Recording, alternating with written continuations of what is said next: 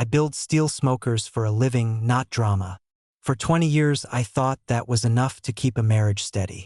Then I took my wife to her office party and watched her leave in another man's car while telling me he was just a friend. She came home at sunrise wearing his coat. And that was the last night her key ever worked in my front door. Before I get into what really happened that night and everything that came after, do me a favor. If you like real stories about cheating, consequences, and quiet revenge, hit subscribe and stick around, because this isn't a movie. This happened to me, and it changed everything I thought I knew about loyalty. My name's Mark. I'm 52, live in a small Tennessee town that still shuts down early on Sundays, and I've spent the last 2 decades in a metal workshop behind my house, building custom barbecue smokers for people who care more about slow-cooked ribs than social media.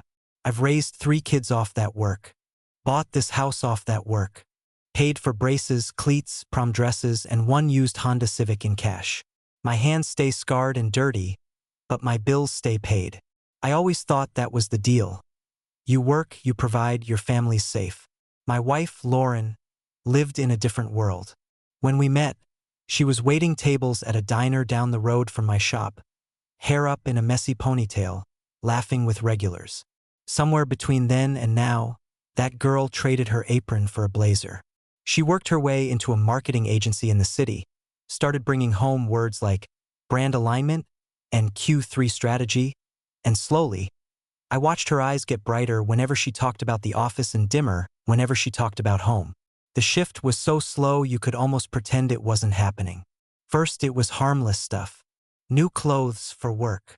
A nicer car because clients judge. Drinks after hours because networking is important. I told myself, good for her. I was proud, honestly. I didn't go to college. I built my business out of scrap steel and word of mouth. I liked telling people my wife worked in an office with glass walls and big city clients. But somewhere along the way, pride turned into something else. Lauren stopped inviting me to office events. When the agency had their summer party, she said, "It's boring, babe. Just people talking about campaigns. You'd hate it." When they did a fall awards thing, it was, "Spouses aren't really coming this time. It's more like internal." Meanwhile, I'd see pictures on her phone of everybody's husbands in suits, wives with champagne, the whole show. I didn't say much. I'm not the guy who picks fights over Instagram. But I noticed. You always notice. This past year, right after Halloween, she started talking nonstop about their Christmas party. "Biggest event of the year," she kept saying. "New hotel downtown, nice caterer, open bar, all that." She was excited in a way I hadn't seen in a long time. One Saturday, she came home with 3 department store bags and went straight upstairs. An hour later, she walked down in a dark green dress I'd never seen before, fitted in a way she hadn't dressed for me in years. "What do you think?" she asked, doing a slow turn. I told her she looked beautiful because she did. She smiled, but it wasn't for me. Not really. It was the look of someone trying on a different life and liking how it fit. A week before the party, she surprised me. "You should come this year," she said at dinner, picking at her salad. "It'd be good for you to see my world a little. The team's been asking about you." That should have felt good. But something in her tone was off. Like she was inviting me out of obligation, or like I was a box she needed to check. "They've been asking about the legendary smoker guy," she added with a little laugh. "You can tell them about meat temperatures and firewood or whatever it is you talk about all day." The comment stung more than it should have. I let it slide. I've always been the type to swallow things, let them sit in my chest like a stone instead of throwing them back across the table. I told myself I was overreacting. So the night of the party, I ironed my one good shirt, dug out the only tie I own, and did my best to make steelworker shoulders fit into a department store suit. Lauren came down in that green dress again. Hair curled, makeup perfect, perfume I hadn't smelled on her before. She looked like she belonged on a magazine cover in the lobby of some Manhattan building. Not in my old Ford heading downtown, but I drove anyway. The hotel was one of those places that tries real hard to make you forget you're in Tennessee. Marble floors, tall trees wrapped in white lights, a bar that charged more for a drink than I make on an hour of welding. People in her office swarmed her as soon as we walked in. "Lauren, you look incredible." "Is this your husband?" "The grill guy." I shook a lot of hands and heard, "Oh, you're the smoker guy," about 6 times. Every introduction came with a little joke. "He practically lives in that workshop," she told one group. "If it doesn't have a flame, he doesn't understand it." People laughed. I forced a smile. Somewhere in there she introduced me to him. "Ethan. Our new account director," she said, and her voice changed on that word new, just enough for me to catch it. He had the kind of haircut you only see on men who never sweat for a living and a watch that probably cost more than my welding machine. His handshake was firm, but not the way a working man's handshake is firm. More like he'd practiced it in a mirror. "So you're the famous pitmaster," he said. "Lawrence told us all about your business." That was news to me. At home, she treated my work like background noise. Here, it was a cute talking point. I watched them during that first hour. Nothing you could put on paper, just little things. The way she leaned in when he spoke. The way her hand brushed his sleeve when she laughed. How his eyes didn't leave her when other people joined the circle. I kept telling myself I was being paranoid. Middle-aged guy in a room full of younger, prettier people, feeling out of place. Happens. Around 10, after the speeches and the awkward dancing started, I went looking for her. I was tired, and our youngest had a game early the next morning. I figured we'd say some goodbyes, head home, maybe talk in the car. I circled the ballroom once. No green dress. I checked the bar, the hallway by the restrooms, the little balcony where people snuck out to smoke. Nothing. When I came back through, I noticed Ethan's table. His jacket was draped over the back of his chair, but he was gone. So was Lauren's purse. My stomach dropped so hard I swear I could hear it.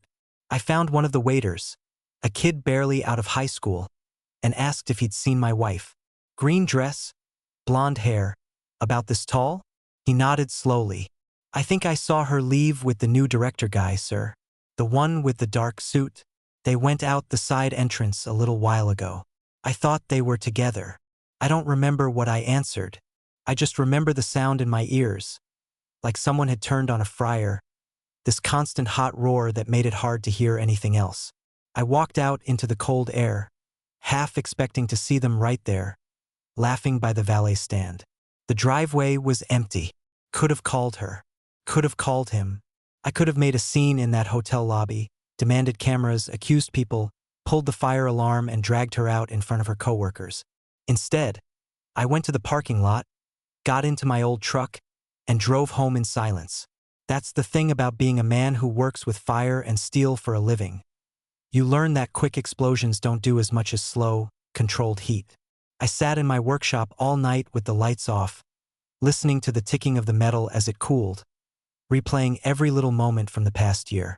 The new dress, the sudden late meetings, the way she'd started turning her phone face down on the table, the random Saturday spa days with friends I'd never met. Around 4:30 in the morning, headlights washed across the closed workshop door, then cut off. The car door opened quietly. The side door to the house clicked, just once, soft as a guilty whisper. I stayed where I was, gave her time, let her think she'd gotten away with it. When I finally walked into the kitchen, she was standing at the counter making coffee, still in that green dress, hair messed, lipstick faded. Over her shoulders was a man's wool coat that sure as hell wasn't mine. "You're up early," she said, like we'd both just come back from church. "Where'd you go?" I asked. My voice sounded calm, even to me. Too calm. She didn't look up. "Ethan offered to show me some campaign mock-ups at his office," she said. "We got caught up talking strategy. You know how it is when you're passionate about a project." Then she turned, finally meeting my eyes, and tried on a soft smile that had worked on me for 20 years. "We were talking about ways to use your smokers in content, actually." The coat slipped a little as she moved. I saw the mark on her neck, just under her hairline. Not a smear of makeup, not a wrinkle, a mark. My jaw clenched so hard it hurt. "Whose coat?" I asked. She glanced down like she'd just noticed it. "Oh, his." It got chilly. "I'll bring it back Monday." She said it like borrowing another man's clothes in the middle of the night was just a polite office favor. I didn't yell. I didn't call her names or throw the mug in my hand across the room. I just looked at her, really looked, and realized I wasn't married to the woman from the diner anymore. I was married to someone who could walk out of a hotel with another man, come home at dawn in his coat, and sell me a story about strategy without blinking. I let her go upstairs to shower. When she hung that coat on the back of a chair, I waited until I heard the water running and slipped my hand into the pocket. There it was. A folded receipt from a boutique hotel 10 minutes from the party, time-stamped just after they left. Room service for two. Champagne. Romance package. I stood there in my own kitchen, holding that little strip of paper, and felt something in me click into place. The shock burned off. The humiliation burned off. All that was left was a cold clarity I'd never felt before in my life. I put the receipt back exactly where I'd found it. Then I walked out to my workshop, sat down at my metal desk, opened my laptop, and started searching the hotel name, the card charges, and then Ethan's full name. If my wife wanted to live in his world so badly, I was going to see exactly what kind of world that was. And when I found the first clue that he had a wife of his own, living just one town over, I knew this wasn't going to be a simple story about cheating anymore. It was going to be something else entirely. I didn't sleep the night after the party. Not even once the sun came up and turned the frost on the grass silver. I sat at my metal desk in the workshop with my laptop open, clicking through public records, business listings, social media tags, anything that had Ethan's full name on it. He wasn't hard to find. Guys like him leave a digital trail without meaning to. Within an hour, I found what I already suspected but hadn't wanted to fully believe until I saw it in writing. He was married. Married for 7 years to a woman named Melissa Hawthorne who lived in a neighborhood 20 minutes from ours. A quiet cul-de-sac with trimmed hedges and yearly HOA bake sales. Her profile was filled with pictures that looked painfully normal. Birthday parties with nieces. Sunday brunch photos. A golden retriever wearing a Christmas scarf. Just a regular woman who had no idea her husband had disappeared from a company party with mine. I stared at her photos for a long while, wondering whether I should involve her at all, wondering if dragging someone else into this would make me just as cold as Lauren had been toward our life. But then I remembered the coat. His coat. On my wife. And the mark on her neck. And the look in her eyes when she said she had been talking strategy. I didn't owe Lauren silence. I didn't owe Ethan protection. But I owed Melissa the truth. I messaged her. Nothing dramatic, nothing emotional. Just one sentence. I think you might want to see this, followed by a picture of the hotel receipt and the timestamp that matched the night of the party. I didn't expect her to reply immediately, but 20 minutes later my phone buzzed. "Who are you?" she wrote. I told her my name. I told her my wife's name. I told her what hotel they were at. She replied with a single line. "This isn't the first time. Can we talk?" I gave her my number. She called within seconds. Her voice shook, not with surprise but with a kind of exhausted certainty, like she'd been waiting for this shoe to drop for months. She told me Ethan had grown distant, secretive, suddenly obsessed with late nights, helping new hires. She told me he kept his phone on silent and face down. She told me he'd booked a solo work retreat twice in the last 6 months, but never came home with receipts or paperwork. "I think your wife is one of several," she said quietly. "He chooses married women. They have something to lose. They keep quiet." Something inside me locked into place. This wasn't random. It wasn't a moment of weakness or some harmless flirtation that spiraled out of control. He had a pattern, and Lauren had stepped right into it. After we hung up, I stood up from the desk and walked to the corner of the workshop where my tools were lined up. I don't know why. Maybe I wanted to hold something solid after hours of nothing but digital evidence and lies. I picked up a screwdriver and just rolled it in my hand, feeling the weight. That's when I made the decision that would change everything.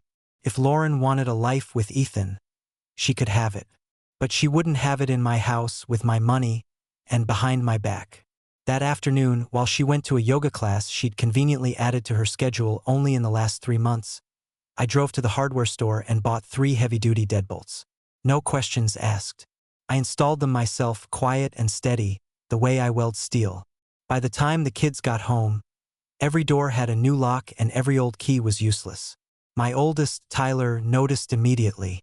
"Dad, why did you change the locks?" he asked, eyeing the shiny brass.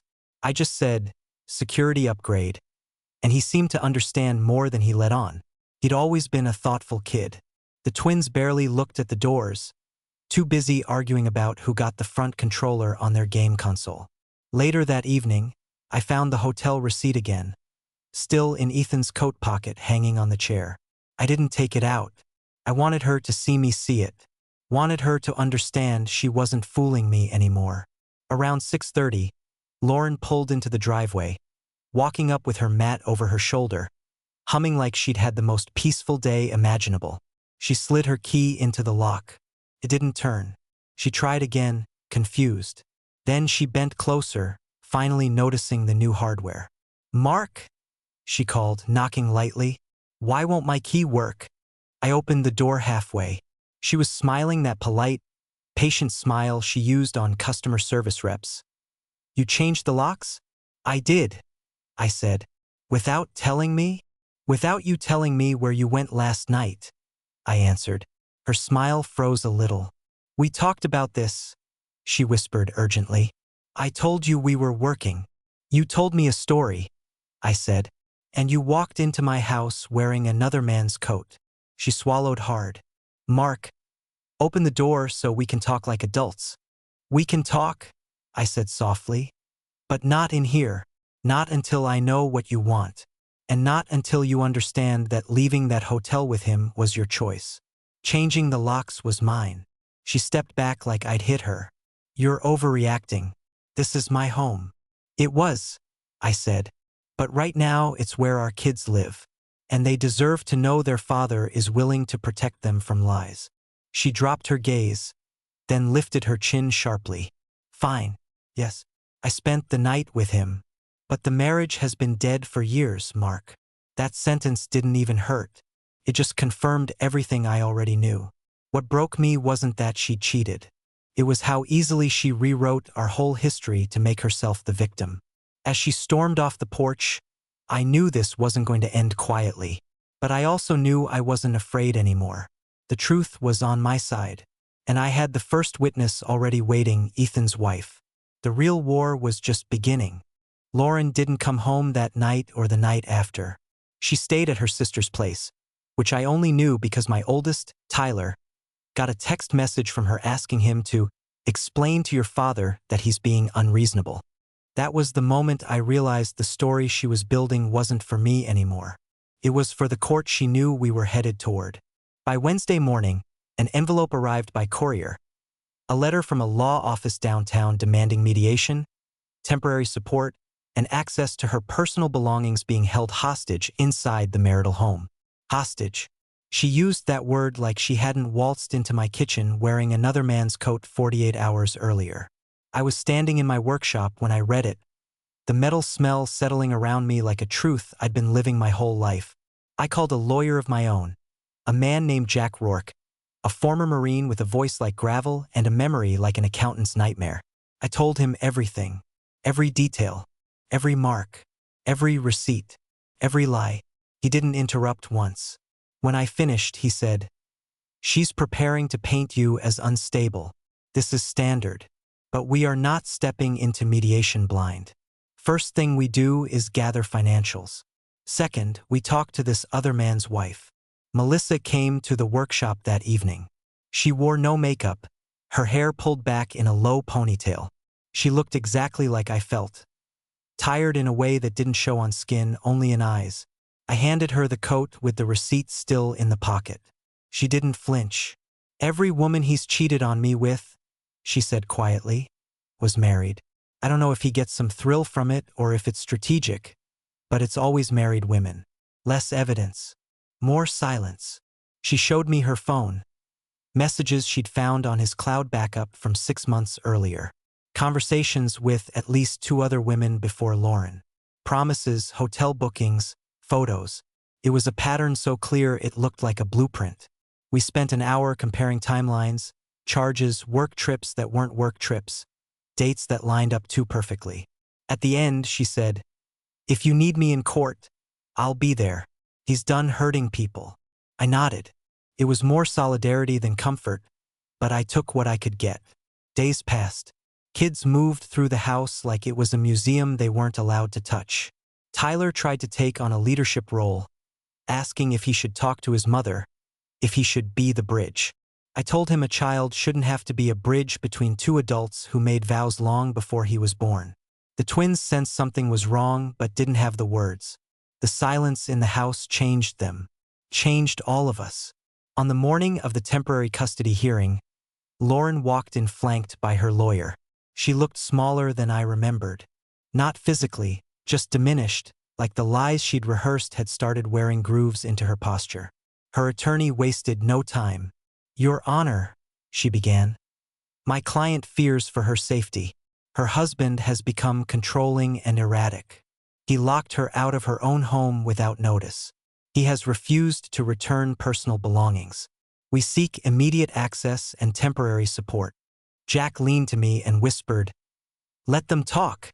Then he stood. "Your Honor, we have evidence not only contradicting these claims but proving ongoing financial misconduct, infidelity, and intentional deception."